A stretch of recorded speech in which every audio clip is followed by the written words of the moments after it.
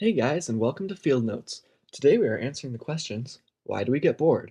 Where did boredom come from? And why can we scroll for 3 hours and still be bored? Let's get into it. Now, first, what is boredom?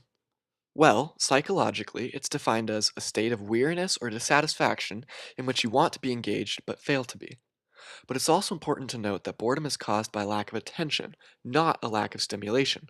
You could have absolutely nothing to do, yet still be deep in thought and not bored. Boredom is different from apathy in that you want to be engaged but aren't, and it's different from relaxation in that the disengagement feels dissatisfying. Boredom can have many different causes, such as developing pathways in the brain during adolescence, outside factors such as a long meeting, too much stimulation, which raises your baseline expectation of novelty too high, or a lack of sense of direction in life. This last one can be serious and is often linked with severe depression. If you are experiencing this in prolonged episodes, please seek professional help. Now, a new question. Why is modern life so boring? The answer lies in a psychological principle called hedonic adaptation, the tendency of humans to return to a baseline level of happiness after positive or negative life events. This works on a small scale as well.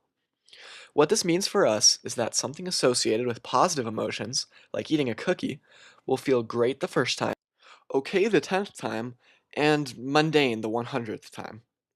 This encourages us to step out of our comfort zone and puts us in a better life position than before. Using this principle, when we scroll for 3 hours straight, our brains make that the baseline, causing us to feel even worse when we need to return to mundane tasks. Now, hedonic adaptation can be both a superpower and a curse, but where did it come from? Think about a caveman picking berries.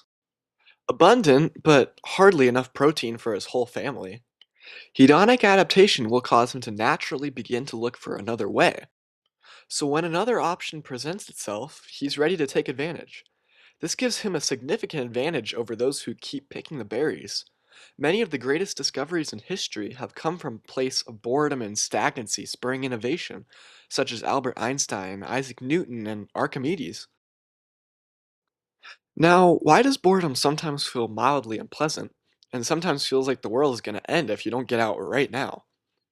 Well, that's because there are multiple types of boredom, five to be exact. They are indifferent boredom, like daydreaming, calibrating boredom, also called indecisive boredom, where you can't decide what to do but you want to do something. Searching boredom, where you chase stimulation. This is where most of your scrolling happens. Reactant boredom, like when you are forced to sit through a monotonous class and want nothing more than to escape. And apathetic boredom, where nothing is interesting and you don't want to do anything. This is often linked to depression. Now, having learned all that, so what? Well, three things. First, think about boredom as a signal. If you find yourself bored this summer, consider the why. Are you itching for a change of scenery, or do you need to slow down and enjoy life? Consider it. Secondly, don't instantly eliminate boredom. Sit with it for a few minutes. You'll grow your comfort zone and lower your brain's expectation of novelty at the same time. Even just 5 minutes can make a big difference. Lastly, reduce constant novelty. By always having something new in front of you, your brain grows bored of everyday tasks. Instead of immediately reaching for that phone or gaming controller, consider reading a book, taking a walk in the park, or talking with a friend. You may find it reduce your boredom even more than flooding your brain with novelty. With that, thanks for watching. Here are some sources to check out if you want to dive a little deeper into boredom. Consider subscribing if you found this interesting and would like to see more content like this, and feel free to suggest new video ideas in the comments. Field Notes out.